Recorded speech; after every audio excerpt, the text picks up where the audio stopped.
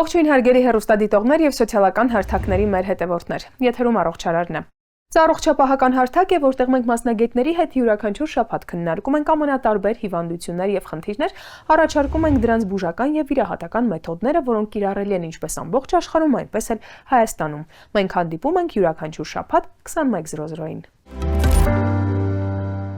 Մենք այսօր խոսելու ենք մի շատ կարևոր խնդրի մասին, դա գլխուղեղի անեֆրիզման է։ Ինչ է իրենից ներկայացնում հիվանդությունը, առհասարակ ինչ է անեֆրիզման, մենք կփորձենք հասկանալ Սուրբ Գրիգոր Լուսավորիչ բժշկական կենտրոնի անոթային եւ էնդովասկուլյար նյարդավիրաբուժության բաժանմունքի ղեկավար Սևակ Բադալյանի հետ։ Բժիշկ, բարև ձեզ, շնորհակալ եմ մեր հրավերն ընդունելու համար։ Փորձենք հասկանալ, անեֆրիզման ինչ է իրենից ներկայացնում եւ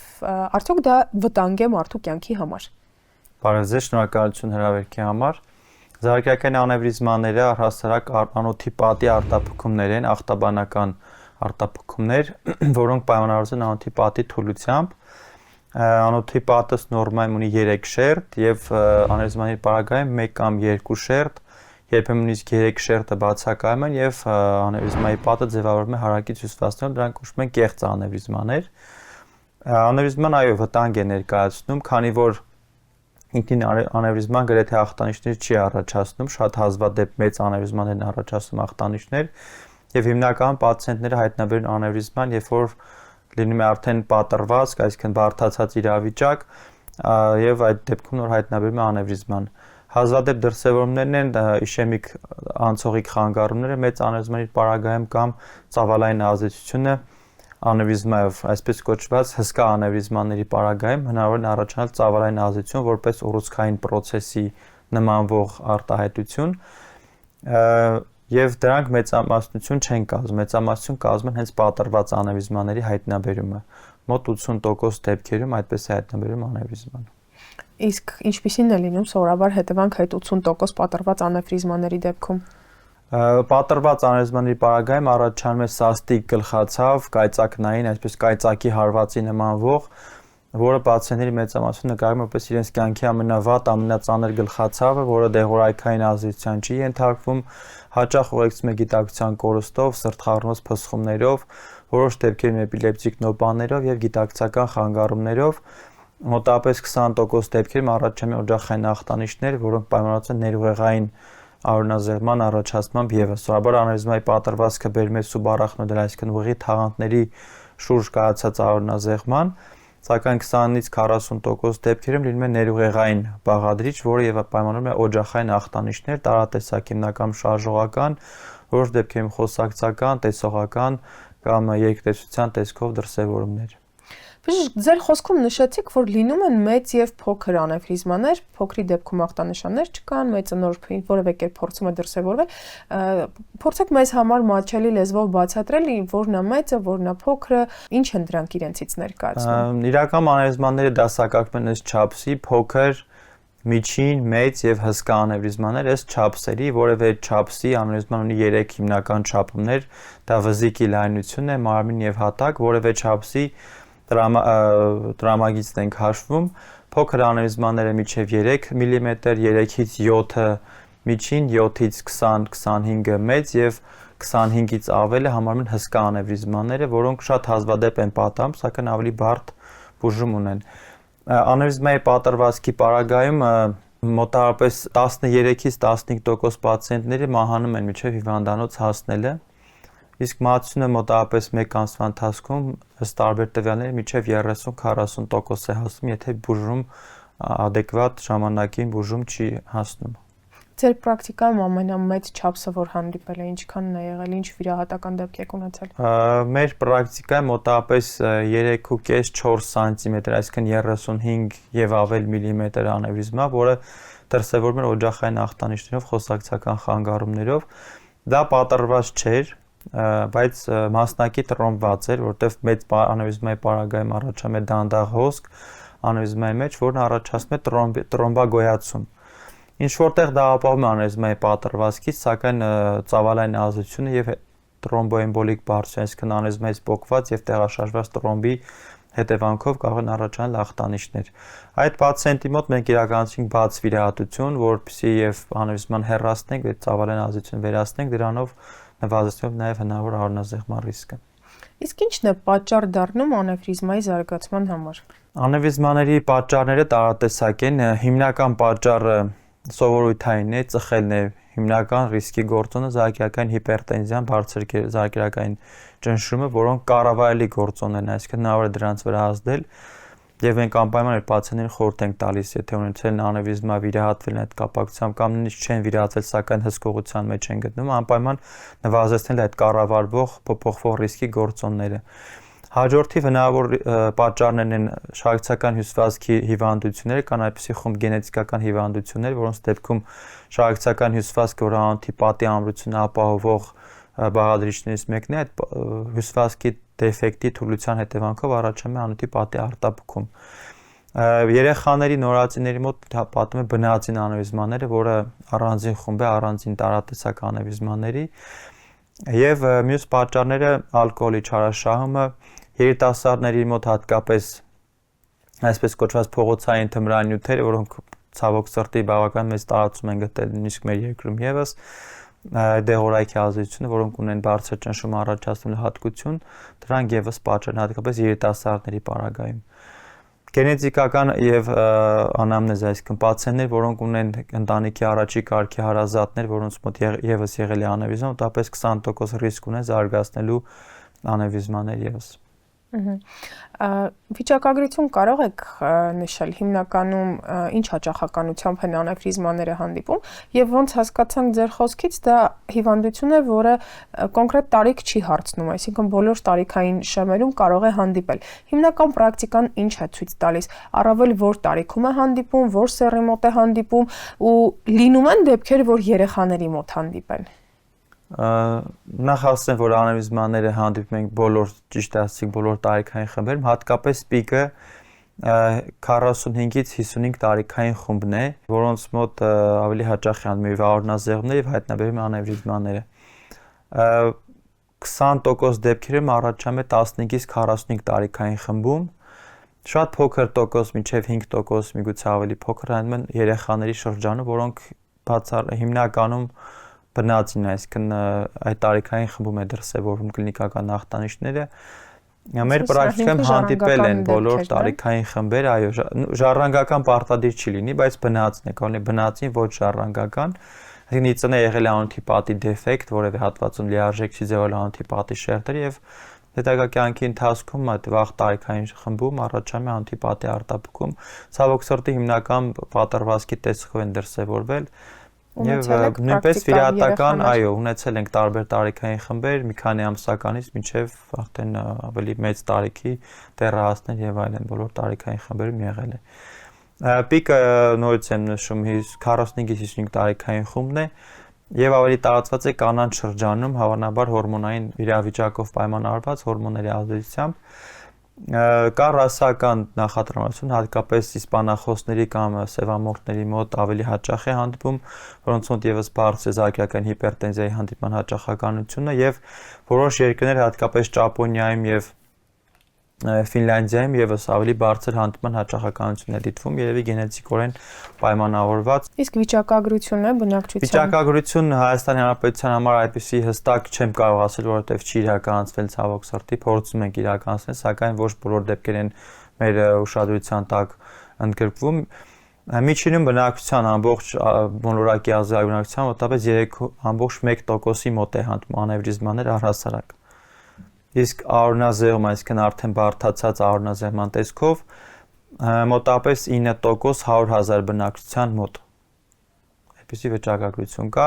Ֆինլանդիայում եւ Ճապոնիայում մինչեւ 27-30% է հասնում այդ թիվը։ Առավել հաճախ նյարդավիրաբույժների որ դեպքերում են հասնում, բարդացած դեպքերն են հիմնականում։ Հիմնականում այո, մոտավորապես 80%-ը ցավոք սրտի դեռևս հայտնաբերվում է պատրված վիճակում, որտեղ ասեցի, որ անեսման փոքր դեպքերում հատկապես միջին փոքր նույնիսկ մեծ չափսի անեսումները հազվադեպ են ախտանիշներ առաջացնում եւ առաջին դրսևորումը, առաջին հայտնաբերումը լինում է պատրվածքը, արդեն կայացած աորնազեղումը, որոշ դեպքերում բարդացած այլ հետևանքներով։ Վերջին տարին հաճախացել են ԿՏ, MRT հետազոտության իրականացումը, որոշ դեպքերում պացիենտները իրենք իրականացնում կամ բժիշկների կողմից ավելի հաճախ իրականացում եւ չպատրված անձնանների քանակը աշճանաբար ավելանում է, որը ողջունելի է։ Լավ, տեսեք նշում եք մի շատ կարևոր խնդիր եւ այդ խնդիրն այն է, որ նմանատիպ լուրջ հիվանդության պարագայում, երբ որ բանը չի հասնում արդեն ավելի բարդացած դեպքերի, ախտորոշում չի դրվում, եթե գանգատ չկա, հա,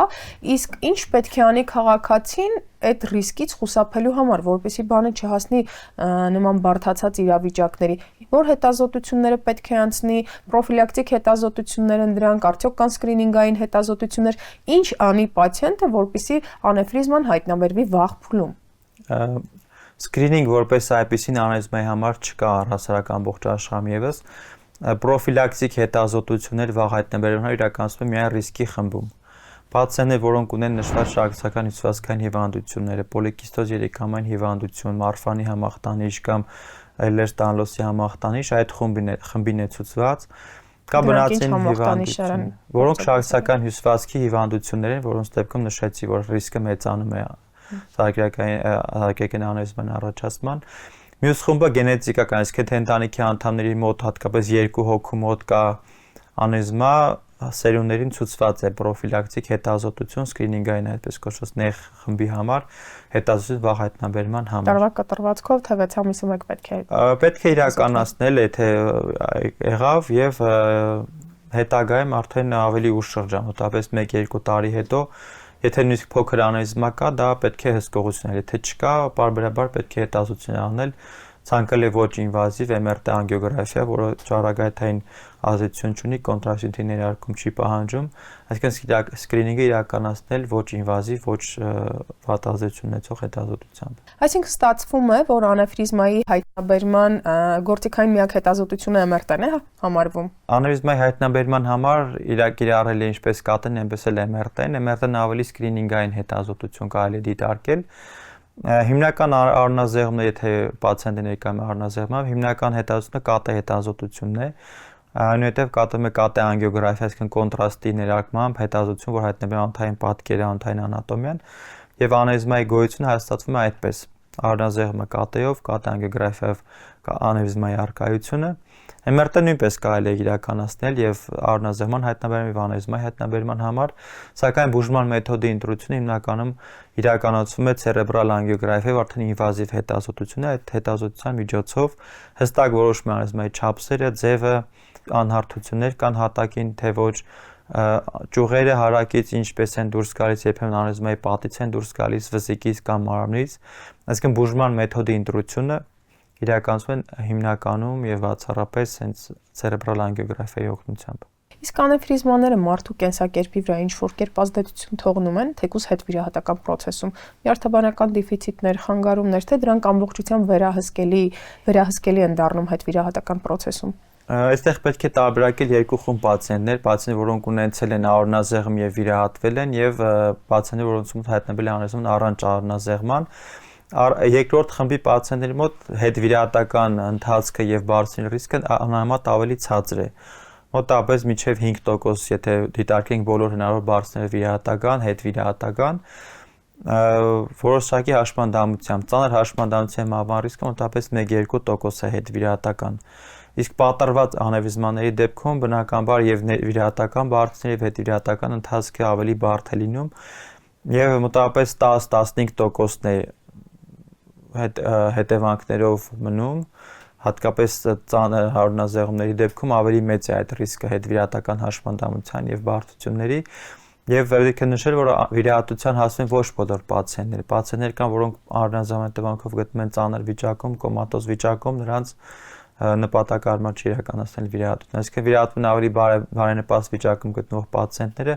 սակայն ավելի բարձր հետվիրահատական ռիսկեր եւ հետևանքներ ունեն, քան չպատրված անեֆրիզմաներով պացիենտները։ Տարատեսակ խանգարումներով, շարժողական, խոսակցական, որոշ դեպքերում պահանջում է մշտական խնամք, այսինքն խնամք պահանջող պացիենտներ են ունենում հետվիրահատական։ Այսինքն այս խնդիրը բացառապես վիրահատական մեթոդ է պահանջում։ Այո, բացառությամբ փոքր անեֆրիզմաներ, որոնք պահանջում են դինամիկ հսկողություն, 6 ամիս, 1 տարի կտրվածքով, մնացած դեպքերում անեֆրիզման չունի դեղորայքային բուժում։ Անեզմայի աճի, հետագա զարգացման կամ կրկնվելու ռիսկը նվազեցնում են ռիսկի գործոնների կառավարումը, չծխել, զարկերակային ճնշման կարգավորում, հոլեստերինի կարգավորում, ալկոհոլի չարաշահումից խուսափում, դեղորայքների ոչ ցանկալի դեղորայքների ընդունում, դրանք ուղղակի ռիսկի գործոններ են կառավարում, բայց անևրիզմա որպես այդպեսին ինքը կամ վիրահատական պաթոլոգիա է կամ ուղղակի դինամիկ հսկողություն պահանջող դեղորայքով անհնար է վերացնել անևրիզմայի գոյությունը։ Իսկ վիրահատությունն ինչպես է ընթանում, հատուկ մեթոդներ են, հատուկ տեխնոլոգիա են կամ սարքավորումների հագեցվածություն է պահանջում, ձեր թիմը վիրահատական ինչ գործողություններ է իրականացնում։ Անևրիզմայի բուժման երկու մեծ խումբ կան, ներանոթային, որը համատաբար ավելի երիտասարդ ճյուղ է վիրահատական անևրիզմայի բուժման, ներանոթային ճանապարհով մոտավորապես 30 տարի որ ամբողջ աշխարհում գործում է, մեր երկրում մոտավորապես արդեն 15 տարի որ գործում է այդ մեթոդը։ Մյուս մեթոդը ավելի վաղ պատմություն ունեցող բաց վիրահատական մեթոդն է, կլիպավորում է կոչվում։ Մեր կլինիկայում, մեր բաժանմունքում իրականացում է երկու եղանակներ, կարող եմ ասել միակ բաժանմունքն է, որտեղ նույն թիմի կողմից իրականացում է եւ ներանոթային եւ բաց վիրահատություն։ Այստեղ մենք չենք կարճում, որ մեթոդով մենք կարող ենք վիրահատել կամ որ մեթոդն է ավելի հեշտ եւ այլն,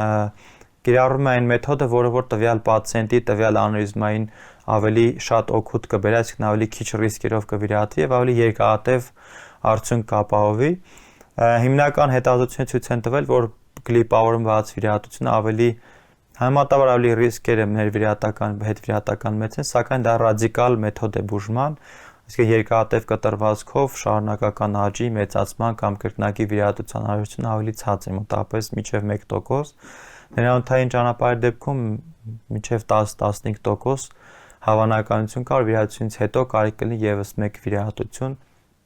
շարունակական աճի մեծացման պայմանավորված։ Շնորհակալ եմ շատ հետաքրքիր զրույցի համար եւ կարեւոր տեղեկության համար, իսկ ես հարգելի հեռուստադիտողներ հիշեցնեմ, որ մենք խոսում ենք մի շատ կարեւոր խնդրի մասին, որը զարկերակի անևրիզման է, իսկ զրուցում ենք Սուրբ Գրիգոր Լուսավորիչ բժշկական կենտրոնի անոթային եւ էնդովասկուլյար նյարդավիրաբուժության բաժանմունքի ղեկավար Սևակ Բոդալյանի հետ։